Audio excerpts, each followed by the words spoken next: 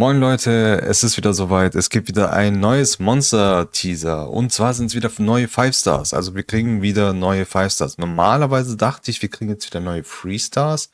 Aber ich glaube, durch das andere Event, was ja als letztes kam mit den 4 Stars und 5 Stars, die ja special waren, zählen, glaube ich, nicht mit in die Rotation rein. Aber ich glaube, als letztes waren die Hexen. Das heißt, als nächstes würden, jetzt mal abgesehen von den letzten Edemons, die wir bekommen haben, wäre jetzt wieder ein 5 Star dran. Und danach, glaube ich, wäre dann wieder die Freestars dran. So wie ich es jetzt, glaube ich, noch im Kopf habe. Deswegen, wir kriegen auf jeden Fall quasi sowas wie diese Faustkämpferinnen. Also die 3, die wir haben, oder die 5, die wir haben. Es sieht aus wie Diva von Overwatch mit einem Mech, wo dann jemand drinnen sitzt. Also auf jeden Fall interessant. Hier steht auch drin, a strong ironclad guardian. Okay, also ein starker Eisenwächter. So, wir kriegen auf jeden Fall wieder Wasser, Feuer und Licht als Skills zur Verfügung gestellt. Hier steht auch drin, vor dem Release kann natürlich sein, dass die Fähigkeiten sich nochmal ändern, weil die testen die wahrscheinlich nochmal davor. Und erster Skill ist bei allen gleich, greift einen Gegner an, macht Stun, 30 bis 40% Chance. Schaden basiert auf Max HP. Bedeutet, wir werden wieder tankige Monster bekommen, aber es war ja klar, dass das tankige Monster werden, weil die sehen ja auch schon. Ich meine, die heißen Wächter. Jetzt kommt das Interessante, das ist also diese Fähigkeit ähnelt sehr den Gargoyles, finde ich, mit der Haltung im Sinne von. Also die Gargoyles hatten ja auch immer so eine Haltung, wo sie dann in so eine Steinhaltung rein sind, und hier ist es quasi wie eine Verteidigungshaltung. Das heißt, die zweite Fähigkeit wird sein, man wechselt in die Verteidigungshaltung und erhöht die Aktionsleistung 50%. Während dieser Leiste ist die Maximal-HP geteilt, also auf die Hälfte reduziert, und die Verteidigung wird erhöht, basierend auf die verbleibende Max-HP. Ich glaube, es wird einfach nur das, was die Hälfte davon, wird dann auf die Verteidigung drauf addiert. Das bedeutet aber wiederum, das wäre ziemlich strong, weil, wenn man jetzt zum Beispiel, sagen wir mal, wir haben ein 40.000 HP Bild gebaut und dann 20.000 davon in Verteidigung zu konvertieren, wäre ziemlich krank. Weil normalerweise hat man so 2.000 bis 3.000 Verteidigungen auf einem Verteidigungselement. Also, ich bin mir nicht sicher, ob das genau 1:1 übernommen wird, aber wenn, dann ist Krise, weil dann hat er 20.000 HP und dann 20.000 der Verteidigung. Also, I don't know. Ich weiß nicht, was sie vorhaben, aber das wäre krank. Vor allem, dann in der Verteidigungshaltung hat er noch einen Angriff. Greift Gegner zweimal an, jeder Angriff hat 30% Chance wieder zu stunnen. Schaden basiert auf Verteidigung. Dann als nächster Angriff in der Verteidigungshaltung, greif einen Gegner an, ignoriere die Menge vom Gegners Verteidigung, 30% von deiner Verteidigung. Zusätzlich wechsel wieder in den Kampfmodus. Schaden basiert auf Verteidigung. Also 30% von 20.000, das ist nicht wenig. Das sind 6.000 Verteidigung. Ja. Kein Element hat 6.000 Verteidigung. Das heißt, man ignoriert immer zu 100%. Also, ich weiß nicht, was sie vorhaben. Also, ich kann mir nicht vorstellen, dass wir 20.000 Verteidigung auf einem 40.000 HP-Monster haben werden. Kann ich mir nicht vorstellen. Das wär zu krass. Aber steht halt auch hier nicht wirklich drin. Weil hier steht nur die verbleibende Max-HP. Und die verbleibende von Max-HP von 40.000 wäre 20.000. Also,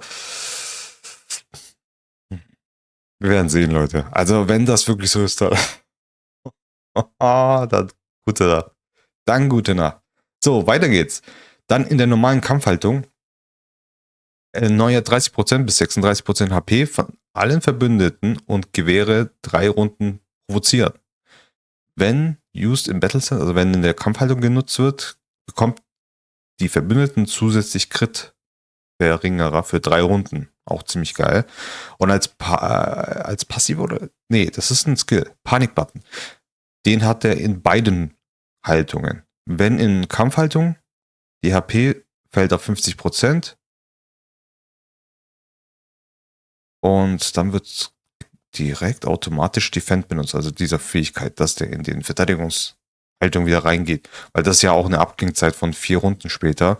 Das heißt, man könnte rein theoretisch damit auch wieder in die Verteidigung Haltung zurückgehen. Oder wenn man es in der Verteidigung halt macht, at the start of each turn recovered. Also okay, das wird wahrscheinlich dann passiv sein.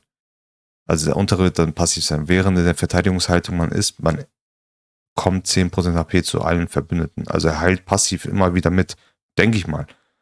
Weil hier steht ja at the start, also am Anfang jeder Runde.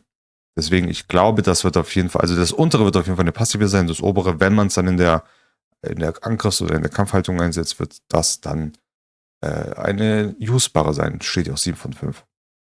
Ja.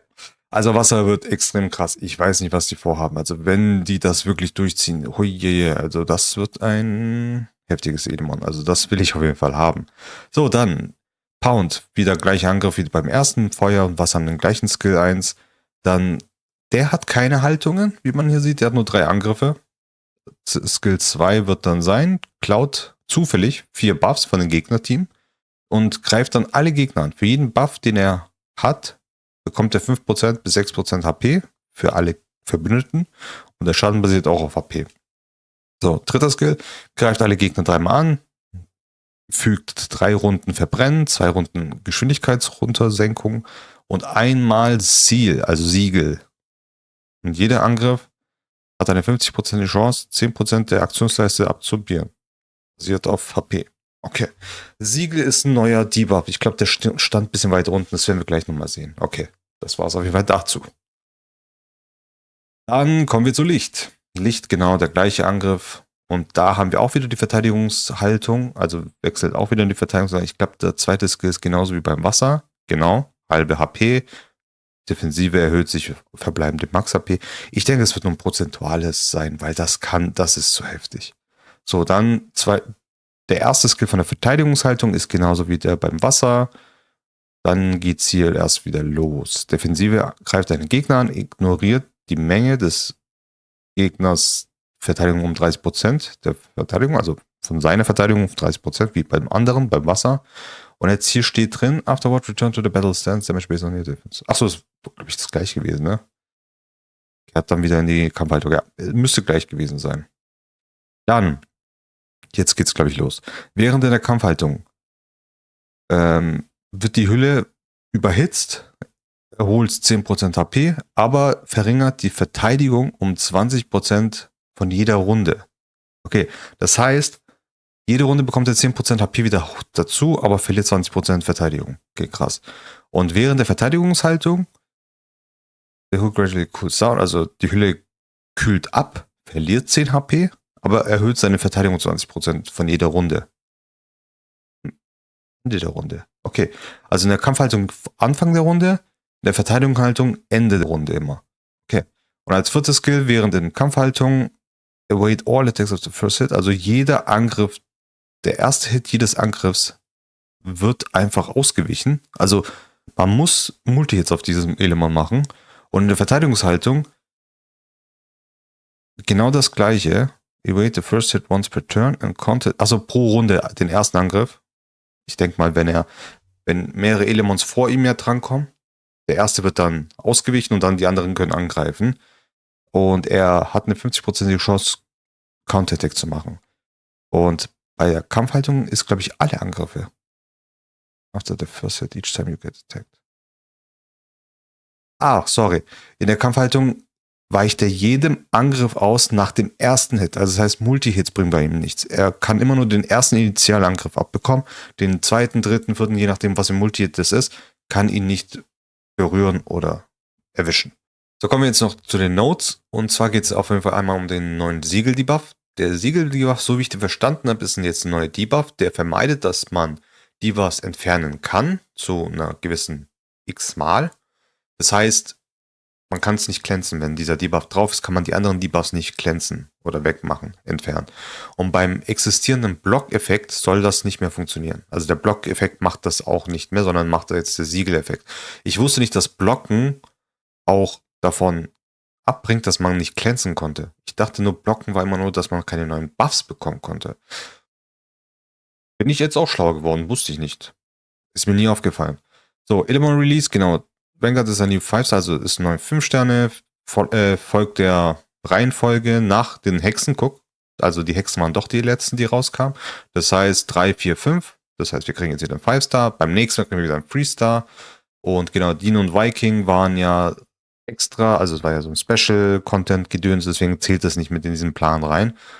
Und deswegen kriegen wir ja jetzt die neuen 5 Stars. So, Abyss Dungeon hat sich jetzt auch geändert, was ich auch sehr gut finde, weil wir sagen hier, die krasse Anzahl an Abgrund-Dungeons, die es gibt, die man machen muss, ist für neue Spieler sehr, sehr schwierig zu machen. Habe ich jetzt auch wieder festgestellt, nachdem ich jetzt diesen Beginners-Account angefangen habe, wo ich gesehen habe, es gibt ja so viele Dungeons, die ich jetzt machen muss, nach und nach. Man kommt ja irgendwann nicht mehr klar. Deswegen haben sie jetzt vor, irgendwie da Veränderungen zu machen im nächsten großen Update und wollen die Anzahl von Bossen reduzieren von der Drop-Mechanik. Mal gucken, wie sie es vorhaben. Also, es ist ja nicht schlecht, dass sie explizit alles so, ne, alles separat haben. Bin nur nicht der Meinung, dass man das vielleicht alles separat machen muss. Es gibt bestimmt Sachen, die kann man so zusammenknüpfen. Vielleicht jetzt nicht die Elemente, aber zumindest so die Gruppenarten, die es gibt. Es gibt ja 3 Arten von Bossen in 5 Elementen. Und vielleicht, dass die da gucken, dass die vielleicht 2 Bosse zusammenpacken und dann nur noch 2 verschiedene Bosse haben oder so. Aber ich glaube, die werden schon ihr Weg finden. Da bin ich mir ziemlich sicher. So, PvP-Adjustments, also Erneuerungen oder Regulierungen. Genau, da gibt es ja Probleme mit dem Widerstand im PvP und sie haben bemerkt, dass das Balancen ist nicht so gut, wie es soll. Und sie wollen auch, dass die Leute, die in Resistance investieren, auch die Möglichkeit haben, belohnt zu werden, dass sie so viel Resistance haben. Und ich muss da auch ehrlich sagen, also ich merke das extrem. Wenn ich meine Elemons auf 200% Resistance habe, habe ich das Gefühl, ich hätte genauso viel wie eins, was gar keine Resistance hat. Also ich laufe da mit 200% plus Resistance rein und Resistance Buff plus Skilltree, also die Spezialisierung, und werde permanent gestunt. Gut, ich meine, es gibt halt auch das Set-Stun, das geht da durch, aber auch Defense Break und jeder Debuff, also wirklich gefühlt manchmal 3, 4 Debuffs, die auf einfach meinen Elements landen, obwohl meine Elements über 200% Resistance haben, finde ich ein bisschen hart. Weil auch wenn das gegnerische Monster 150 bis 200 Accuracy haben sollte, was ich glaube 200%, ich weiß nicht, ob das überhaupt möglich ist, habe ich noch nicht hinbekommen, aber auch 150% Accuracy fühlt sich halt trotzdem an, dass jeder Debuff landet. Also auch wenn da nur eine Chance von 50% ist, es fühlt sich halt an, es würde 100% sein. Vor allem bei Verteidigungen. Verteidigungen sind sehr, sehr stark an. Also ich habe das Gefühl, bei Verteidigungen ist es so, dass die Werte noch erhöht werden, Accuracy und Resistance. Weil ich meine, man kämpft ja quasi gegen Roboter, also gegen Bots, weil die Verteidigung ist ja drinne. Man ist ja als aktiver Spieler, der die Verteidigung angreift. Und ich glaube, die wollen als Vorteil der Verteidigung ein bisschen bessere Stats geben, glaube ich, vor allem Accuracy und Resistance Part. Aber das macht der Summoner schon ewig und das ist etwas, was ich persönlich immer schlecht fand, weil es ist zu overtuned dadurch. Und ich hoffe, dass sie das merken, zumindest da irgendwie eine Lösung finden. Genau. Und die werden testen und gucken, wie sie das am besten hinkriegen. Und über die Zeit werden sie schauen, dass das auf jeden Fall besser wird für alle Spieler. Ja, das war es auf jeden Fall, Leute. Wir haben die Patch Notes durch. Das war das letzte, was es gab. Also ich bin sehr gespannt auf die neuen Elements. Ich habe leider keine Summons mehr. Ich hoffe, ihr habt eure Summons aufgespart. Ich habe sie leider nicht aufgespart. Ich habe zu viele Summons in letzter Zeit gehabt, vor allem nach dem Weihnachtsevent. Ja, also momentan sieht es eher danach aus, als hätte ich gerne in Wasser. Ich weiß nicht, wie die jetzt heißen. Guardians. Weiß ich nicht, Wächter. Und Feuergut, Baum wissen wir noch nicht. Baum kann genauso gut sein. Feuer kann auch genauso gut sein. Wir werden sehen. Vor allem, wir werden halt auch noch schauen, wie das mit dem Wasser-Skills sein wird, mit der Verteidigung. Ich kann mir nicht vorstellen, dass wir 20.000 HP dann in Verteidigung bekommen, weil das ist ja überdimensional viel. Ja, lasst auf jeden Fall einen Daumen da und Kommentar, würde mich freuen. Und wir sehen uns auf jeden Fall wie immer im nächsten Video. Bis dann. Ciao.